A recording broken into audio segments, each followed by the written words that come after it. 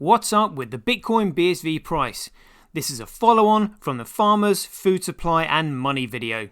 The intention is to cover the strange movements in price that we've been seeing recently and explain the politics behind them.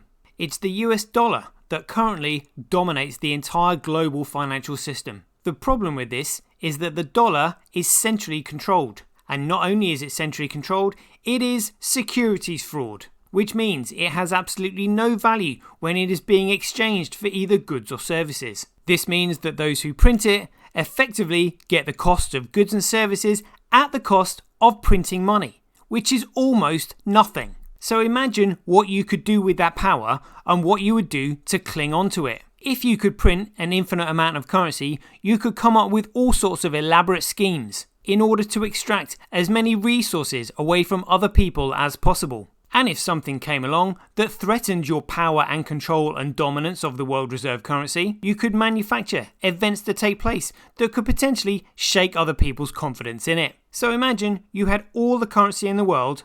What would you do? Well, you would cause chaos amongst those who are up against you. Because if your foe is in disarray, then they are weak. And as Sun Tzu in The Art of War said, attack that which is weak and avoid that which is strong. So in order to make something weak, you destroy people's confidence. And that is exactly what seems to have happened right here. The collapse of FTX is one of the largest single-day losses in value in history, with an estimated $32 billion gone up in smoke. And Sam Bankman-Fried, who has donated loads of money to the political parties in the US and being treated as if he's a pity case by the national newspapers and the rest of the mainstream media, just wants to say sorry. However, it looks to me like it was suspiciously orchestrated, and I'm sure it had nothing to do with money flowing to Ukraine and back into the pockets of politicians. It's all very convenient and makes the crypto market look terrible. And in my opinion, that's exactly what they wanted.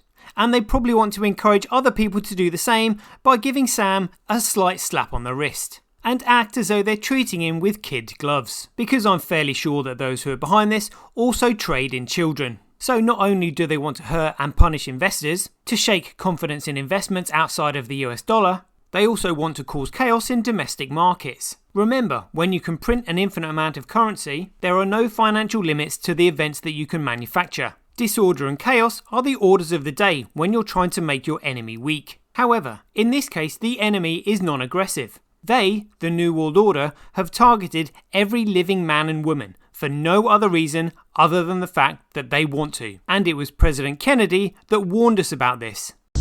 If you are awaiting a finding of clear and present danger, then I can only say that the danger has never been more clear, and its presence has never been more imminent. For we are opposed around the world by a monolithic and ruthless conspiracy that relies primarily on covert means for expanding its sphere of influence, on infiltration instead of invasion, on subversion instead of elections, on intimidation instead of free choice, on guerrillas by night instead of armies by day. It is a system which has conscripted vast human and material resources into the building of a tightly knit, highly efficient machine that combines military, diplomatic, intelligence, economic, scientific, and political operations. Its preparations are concealed, not published. Its mistakes are buried, not headlined. Its dissenters are silenced, not praised. No expenditure is questioned, no rumor is printed, no secret is revealed. It conducts the Cold War, in short, with a wartime discipline no democracy would ever hope or wish to match. I am not asking your newspapers to support an administration, but I am asking your help in the tremendous task of informing and alerting the American people. He also said there is a plot in this country to enslave every man, woman and child. Before I leave this high and noble office, I intend to expose this plot. This was 7 days before his assassination. A coincidence? I think not. Especially when you read a few lines from what is believed to be J.D. Rockefeller's secret covenant. Here are a few points I've selected that I want to draw your attention to. Number 17. We will establish their governments and establish opposites within. We will own both sides. We will always hide our objective, but carry out our plan. They will perform the labour for us, and we shall prosper from their toil. We will make them kill each other when it suits us. We will control all aspects of their lives and tell them what to think and how. We will guide them kindly and gently, letting them think they are guiding themselves. We will foment animosity amongst them through our fractions. When a light shall shine amongst them, we shall extinguish it by ridicule or death, whichever suits us best. We will continue to prosper from their wars and from their deaths. We shall repeat this over and over until our ultimate goal is accomplished. We will take over their land, resources and wealth to exercise total control over them. We will deceive them into accepting laws that will steal the little freedom they will have. We will establish a money system that will imprison them forever, keeping them and their children in debt. When they shall band together, we shall accuse them of crimes and present a different story to the world, for we shall own all the media. We will use our media to control the flow of information and their sentiment in our favour. When they shall rise up against us, we shall crush them like insects, for they are less than that. They will be helpless to do anything, for they will have no weapons. Prior to JFK warning us about this in 1963, Woodrow Wilson also did the same in 1913, when he wrote his work, The New Freedom. In it, he wrote, "Some of the biggest men in the United States in the field of commerce and manufacture are afraid of something. They know that there is a power somewhere so organised, so subtle, so watchful, so interlocked, so complete, so pervasive, that they had better not speak above their breath when they speak in condemnation of it." If you want to read what is believed to be J.D. Rockefeller's secret covenant yourself, the link is in the description. Now, imagine the amount of danger we would be in if the person who wrote this could print an infinite amount of currency, and the currency they controlled was the world reserve currency. I'm sure you get why I'm a little bit concerned. At the time of recording this, which is the 1st of December 2022, I estimate that there are less than 100,000 people in this world using Bitcoin at the moment. And when I say Bitcoin, I'm referring to the original protocol and genuine Bitcoin that has the ticker symbol BSV. So although the amount of people using BSV right now in comparison to the rest of the world is literally a drop in the ocean, the fact remains that it still exists and is the most valuable commodity on Earth, and is still a threat to the world's largest, most powerful criminal enterprise that controls the printing of the security fraud that is the US dollar, and is responsible for spreading this fraud around the world through the central banking system. What you need to remember is that Bitcoin is not dependent on the US dollar, because Bitcoin is the world's first and only ever digital commodity. However, it is maintained by a network of globally distributed, economically competitive computer systems, and so the criminal enterprise that is the central bankers are trying to shut it down. And the way this is done is by trying to prevent people from using it. In the previous video, I've already gone over how they made BTC economically worthless and legally illegitimate by implementing SegWit, and also made up $1 trillion market made up of worthless tokens. So now we're going to have a look at the price movements to see how they've undermined it from being used as a medium of exchange by destabilizing the price. This is a snapshot of the price movements from when the second chain split happened on the 15th of November 2018 to the end of December 2019. Because BSV is the original implementation of Bitcoin that threatens the economic power and dominance of the central bankers, it's this chain that they're trying to get rid of. We can see at the beginning that there was lots of volatility in the price. This is because the hash war was continuing where people were trying to control the ticker symbol. However, I can tell you, having paid attention to this situation very closely myself, that Craig really didn't seem to give a monkeys. The only thing he appeared to be doing was stringing it out for as long as possible in an attempt to drain the other side's finances for as long as possible. This strategy seemed to have worked because Roger has since allegedly defaulted on a loan to Coinflex and found himself in the hole for $47 million.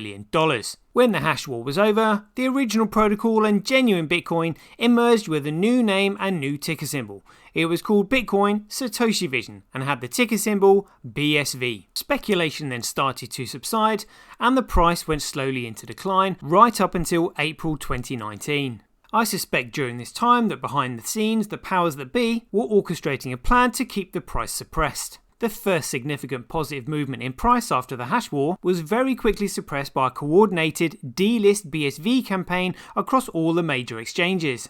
The reason this event is significant is because this is where I suspect the powers that be got their BSV reserves that has enabled them to keep downward pressure on the price and maintain its suppression. This very suspicion was questioned by an article in CoinGeek on the 11th of May of that very same year. The article by John Southhurst was titled, "What Happened to BSV Coins Left in Binance Wallets After 2019?" The article was inspired by a Twitter post that stated, "Binance is stealing Bitcoin from people who bought BSV on their exchange in the past and didn't hear about their delisting announcement. Is there anything we can do? Would the Bitcoin Association be able to put any pressure on Binance to stop stealing funds from the BSV community?" I suspect that it wasn't just Binance doing this and that other major exchanges were also involved in this as well. After the delist BSV campaign, we can see a huge increase in the price. This was when Craig was granted the copyright registration for the Bitcoin white paper. However, this didn't last long because the powers that be, with their enormous BSV reserves that they'd stolen, then started suppressing the price. Zooming out a little bit, we can now see the price movements up to the present day. First, we can see the delist BSV campaign dip.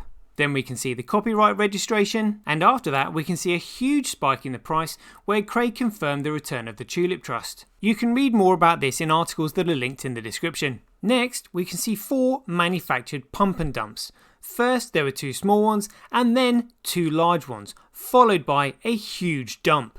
This is significant because it's the same pattern that we see over in BTC. This is the BTC chart since 2014 right up until the present day. Although there had been some relatively significant pump and dumps prior to this, these are the 4 main ones. This is the very first one at the end of 2017 where Bitcoin got global recognition after having been around for 8 years. The second pump and dump was an attempt to try and get rid of it, and the third and fourth significantly larger coordinated pump and dumps were an attempt to do the same. Seeing such similar patterns makes me suspect that there might be the same people behind the coordination, due to their ability to print copious amounts of tether. Going back to BSV, there was another major event in December of 2021 where Craig won a major court case. This positive outcome was reported in major newspapers around the world, and the powers that be moved into action very quickly to quash any positive price movement. This can be seen by the increase in the amount of trade volume and yet a decrease in the price. Although this achieved their goal of price suppression in the short term, it left a gaping hole in their BSV reserves, and they've been burning through them to keep the price suppressed ever since. What they're attempting to do is reduce the profitability of the chain by driving the price down so that miners will eventually stop mining it. However, even at these record low price levels, currently at $42, we can see that it's still more profitable and therefore more attractive for miners to mine BSV than it is BTC. Downward pressure on the price is generated by increased selling pressure as opposed to buying pressure, and a major contributor to the supply side of BSV on the market was a public limited mining company called TAL. Being a public limited company, the only way TAL could cover its operating costs is by selling the BSV that they were mining. However, TAL Mining was acquired earlier this year by a billionaire called Calvin Ayre. This means that the mining operational running costs no longer have to be covered by the selling of BSV, as Calvin would potentially be able to cover the costs by other means. And if this were to be the case, it would significantly reduce the amount of BSV supply on the market. This means that the only available supplies of BSV on the market that would be able to suppress the price is coming from those who stole it from the delist BSV campaign. There's nowhere else that the selling pressure could come from. My guess is that from their hubris, the New World Order probably thought they'd have their totalitarian one world government installed by now and therefore wouldn't have to worry about it. We will be looking at what contact tracing looks like in the New World Order. However, luckily for us, that doesn't seem to have happened yet, which means we still have a chance. This was a notice put out by Bitfinex on the 23rd of November 2022. It said, Bitfinex is closing margin trading and funding for BSV. Reduced only mode from the 28th of November and closing margin trading and BSV funding on the 12th of December. This is a very strong indication that the BSV supplies on the market are starting to dry up and that its liquidity is being substantially squeezed. I suspect it's this that's responsible for volatile upswings in the price recently and indicate that powers that be might have trouble suppressing the price for much longer. These upswings are extremely noticeable on the price charts and suggest that the price is trying to break out after having been artificially suppressed. You can see that these price movements correlate with the statement put out by Bitfinex for the 28th of November. This concludes my video presentation on what's up with the Bitcoin BSV price. If you've not seen the other productions that I've referred to, you can find the links in the description. They are the Farmers, Food Supply and Money episode and Silverfish. To get started in Bitcoin, head over to www.buybsv.live, where you'll find links to a brokerage firm where you can buy BSV, and also a wallet where you can download onto your phone and also purchase BSV through the app. You can also find a link to the BSV social media site Twitch, and links to other wallet providers like Centbee and Simplycash. I wish you all the best in everything.